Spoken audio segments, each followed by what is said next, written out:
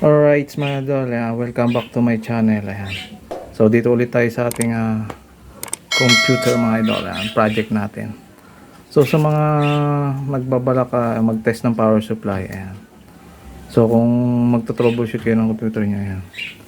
Kung gusto nyo i-test yung power supply ng system unit nyo, ayan, kung good ba or hindi, okay na ma-order kayo ng mga second hand. Ayan. Bago natin ikabit sa ating system unit, matest muna natin.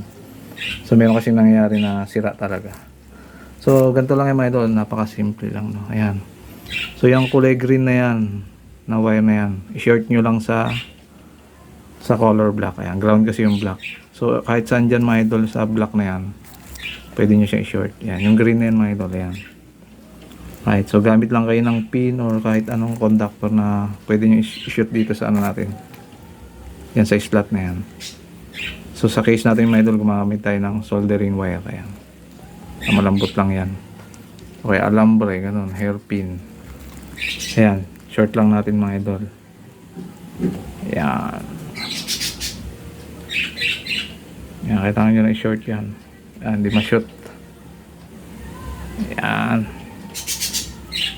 Yun. Ayan. So kahit saan dyan sa mga itim na yung mga idol, ground lang naman yun.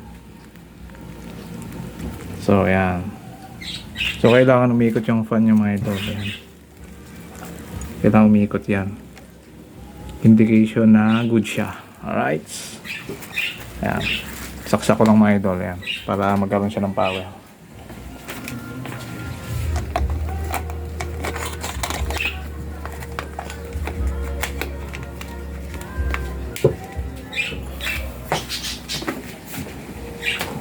So, mga idol. Ayan. Kung nakikita nyo, umikot na.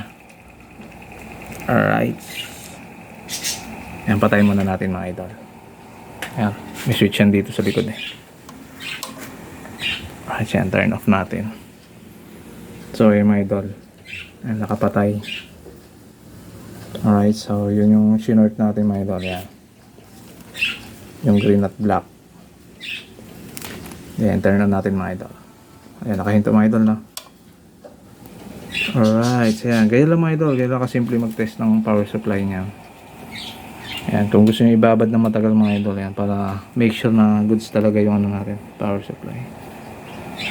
Alright, so yan, gaya lang mga idol, yan, sana nakatulong tayo sa mga natin dyan.